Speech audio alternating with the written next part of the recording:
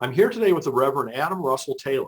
Adam's new book, A More Perfect Union, A New Vision for Building the Beloved Community, releases next week from Broadleaf Books.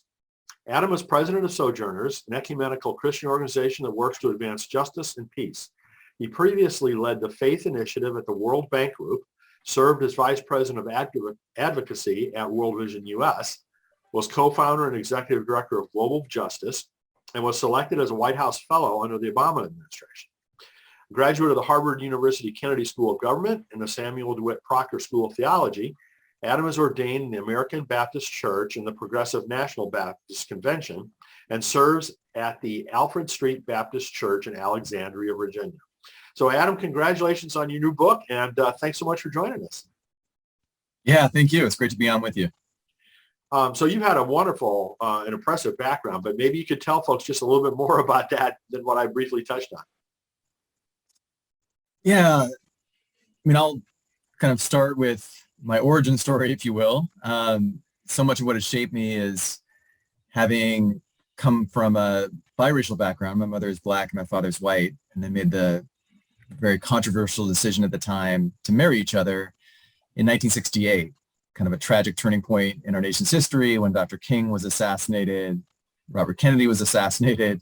Many people would mark it as kind of the dissolution of the civil rights movement, or at least the weakening of it.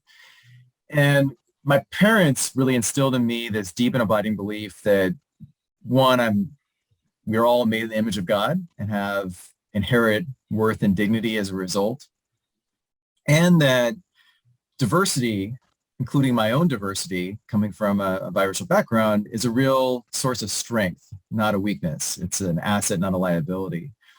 And so the reason I'm sharing that part of my story is that I really grew up believing that my generation, Generation X, but also subsequent generations, inherited the unfinished business of the civil rights movement, and that we had to continue that struggle forward.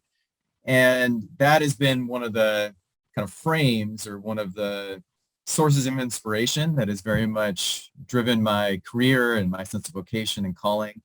And it definitely shaped why I felt compelled to write this book. Well, it's great timing, as you and I were discussing before. I think you originally thought that it might be released earlier, but it took some time during the pandemic to revise it. And, I think the timing of it now here, September 2021, is really great. Yeah, no, I think there's some providence maybe in the midst of that. Although at the time, if you asked me a couple of years ago, I, probably was a little more frustrated about things getting delayed. But so much of what kind of led me to write this book was the sense that we are at a very critical and potentially dangerous turning point, inflection point in our nation's history. May even be put in religious terms a kairos moment, a moment of propitious action and change. And I've been reflecting a lot after rereading Dr. King's final book, Where Do We Go From Here? Chaos or Community, that maybe the pertinent, pressing question for us today is, where do we go from here? Toxic polarization or beloved community? And we are in the midst of an extremely polarized society. I think we're probably more polarized today than we may even have been in the 1960s, around the time that Dr. King was assassinated. And there's a lot of different forces that are fueling that polarization. But I really think that we have to find a more shared moral vision that can bridge many of our racial and geographic and cultural divides, and hopefully enable us to realize that we actually have a lot of shared religious values and civic values that really can be a, source of unity, but also a real source for political and social change. And so is that what the book does, is kind of go into detail on some of those different shared values that you're describing? It does. And it makes this case that we need to have a more honest understanding of our history and how our history shows up in the present. And it makes the case that we need a shared moral vision about the future. And I make the argument that I think the most unifying, compelling moral vision is one that very much animated the civil rights movement. It's the vision of the beloved community, certainly articulated by Dr. King, but also by many other civil rights leaders, from Fannie Lou Hamer to Ella Baker to Bob Moses and others. And the reason why I'm so drawn to that vision is that, one, it hasn't been co-opted and hijacked yet, at least. And I think it's one that pulls some of the best of a more conservative emphasis on community and on, kind of personal responsibility with some of the best of a more progressive vision on the critical importance of human dignity and of rights. And that at its core, at least the way that I define it, the beloved community is creating a society where everyone is valued, everyone is seen and respected, and everyone can thrive. And it's creating a society in which neither punishment nor privilege is tied to race, to ethnicity, to ableness, to gender, to sexual orientation. And, that does represent a pretty high bar if we really think about what that actually means. But it is a goal that I think the vast majority of Americans would resonate with and would agree to. Absolutely. Or agree with. Yeah, absolutely. Totally agree. So you've been working on the book, I assume, for a few years before it came out. When did you start? Kind of what did that process look like? Yeah, so there was kind of this epiphany moment that definitely kind of started the book writing process. But even before that, so I will say that, I've been very much influenced by one of my former professors and mentors, Marshall Gantz, who teaches courses at Harvard on organizing. And he emphasizes the importance of what's called public narrative for helping to shape and fuel social and political change. That in many ways, we are heavily influenced and inspired by stories and, bigger public stories that help give us a sense of who we are. And I think, in many respects, also give us a sense of what our nation is and what our nation aspires to be. So in the 2016 election, I was deeply concerned and disturbed that this kind of Make America Great Again vision, and you could even describe it as a public narrative, was something that was so appealing, and I would say even seductive, for a big part of the country. And I would argue that it was a kind of ahistorical and, in many ways distorted narrative, in part because it was used as kind of a dog whistle to stoke concern and fear about the changing demographics in our country, and that our greatness was somehow in the past, not necessarily in our present or our future. And so, I really believe that you have to replace a broken narrative, a destructive narrative, with a more inspiring and unifying one. And so 2016 election night, I had come home from an election night party. I didn't realize just how much my son, at that time, Joshua was 5 years old, had internalized, even though we did kind of try to shield him for the election, but that's kind of impossible in Washington, D.C. And so he comes into our room at 3 a.m. with this really distraught look on his face. And he said, "Mommy and Daddy, I don't understand what's happening. Who won the election?" And, it wasn't official yet, but we replied, "We think Mr. Trump won." And his literal response was, "I don't understand how someone who has done and said such mean things could win." And I was heartbroken. Him Not and because a lot of us said the same thing. That's right. Well, and it's not because, I want to be clear, that a Republican won or a conservative won, but because someone that I really believe is so amoral and narcissistic was able to win the election. I still believe that virtue and values do make a difference in terms of public leadership, including at the presidential level. And so, I really felt in that moment that the kind of, and I know this phrase has been used a lot, but I still want to use it, that the soul of our nation was really in jeopardy. And the degree to which President Trump, or then candidate Trump, had been able to appeal to a lot of the worst impulses of America. And the fact that, over 80% of white Christians ended up voting for him, to me, represented a real challenge to the integrity of the church moving forward, but also to the the health of our democracy moving forward. And I felt in that anguish that I had to kind of leave my comfortable, but still, meaningful role at the World Bank and kind of go back into the world of faith and justice, which is actually what led me about a year later to return to Sojourners as the executive director. And I kind of entered into a multi-year leadership transition with the founder, Jim Wallace, and kind of, really shaped the beginning of this book, because in some ways, the book is my attempt to both better answer the question that my son asked and to provide a kind of prescription or roadmap for how we can redeem and reclaim the best of America's ideals, which have always been compromised. They've always been, very much, in a sense, under assault. Right, exactly. But I don't think that any of us should let go of the beauty and promise of those ideals. The ideals of equality, of freedom, of dignity, of justice. And so, the book in a sense is kind of my way of trying to share that and then to also really unpack what does the beloved community mean for us today. It is a really powerful vision, but we've got to reimagine it. We've got to recast it and put it in a contemporary language for the particular challenges we're facing today, which are different than what we faced in the past. And so I'm hoping that, we can make what, is a longstanding moral vision be much more kind of real for people today. Sure. Well, good for you for, doing the work, that it takes to write and produce a new book. I mean, it's a years long process, and I know it's a huge effort. So I'm glad that you persevered to make that happen. So do I get correctly that John Lewis wrote the foreword to the book?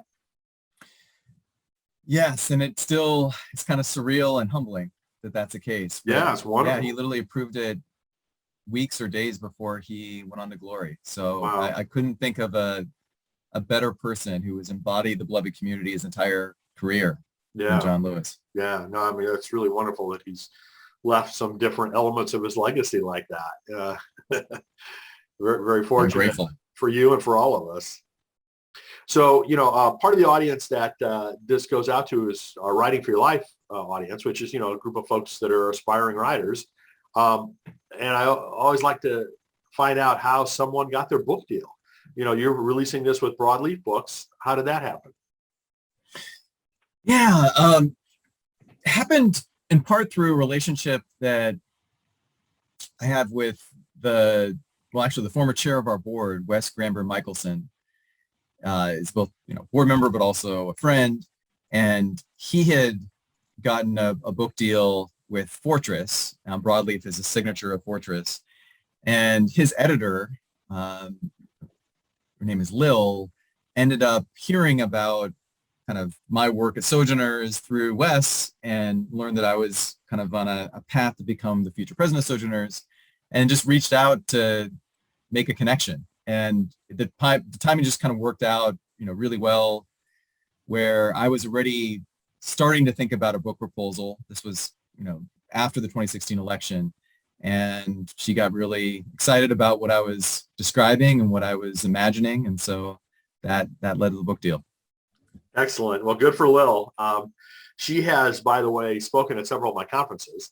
And okay. I've interviewed her. I've interviewed Wes about his most recent book about pilgrimage. And that's right. So that's really great to hear that you worked with those folks. Good people. Yes, absolutely. So if you had to communicate to folks one thing that you'd want them to take away from the book, what would it be? It would be that we are built for community, and that we have to work together, maybe even fight together to redeem and preserve the best ideals of this nation. And that in particular, our democracy is very much, I would argue, under assault and at risk. It's not a given. And so, really, our democracy is given its strength and resilience because of the power of we the people. And so we have to continue to expand who that includes, to ensure that liberty and justice for all is not selective and only includes some Americans but not others. And that this is a moment where we really have to come together in order to become, I think, the America that our Constitution kind of calls for, but also that our deepest religious values call for. And there's a great deal of alignment there. But again, it's up to us to make that happen. Yeah, absolutely. So kind of looking forward, is there anything you can talk about in terms of future Sojourner programs or future books that you're thinking about writing or anything of that nature? Yeah, so we're doing a lot of work through Sojourners to try to safeguard our democracy and to protect voting rights. There are nearly 400 bills in 48 states that would further restrict the right to vote. We're seeing a real retrenchment of voter suppression efforts after the 2020 election. And unfortunately, in part as a response to the big lie that the last election was stolen. So there's a lot of work that we're doing, particularly in 10 key states, including Florida and Ohio and Texas and Georgia and others, where we're equipping and mobilizing faith leaders, not just Christian leaders, but of other faith traditions as well, to really be that conscience, that moral force that both, helps to educate people about their rights, helps to register people to vote, and then ultimately helps to advocate for voter protection. I'm really hopeful, this is a little bit more in the immediate term, that we can build enough political will to pass the John Lewis Voting Advancement Act, which will literally be decided in October most likely. So there's a huge need for support for that. We're also continuing to kind of grow our publications and hopefully our reach, trying to reach both a younger audience, but also kind of continue to be relevant for our older audience as well. We're doing a lot of work to really try to combat this kind of dangerous resurgence of white Christian nationalism, certainly that we saw rear its head on the horrific January 6th insurrection at the Capitol, and to better equip and enable the church to disciple people into a commitment to anti-racism, into a greater commitment to justice, which has always been a part of our mission. But we're trying to be more intentional about how to equip churches and church leaders to do that work effectively. And we've designed a new curriculum for what are called divided congregations. So these are kind of politically divided congregations that are struggling with kind of how to embrace a greater commitment to justice without further dividing their church. And actually, we really believe that can be done, needs to be done, and actually could be the best way that we rehabilitate the image and integrity of the Christian witness going into the future. Well, that's all really wonderful work, Adam. I'm really glad to hear about it, and hope we can support it however makes sense. Certainly the Compassionate Christianity audience, the How to Heal Our Divides audience, within my neck of the woods are very much in alignment with that work. So congratulations on all of that and on your new role and on your new book.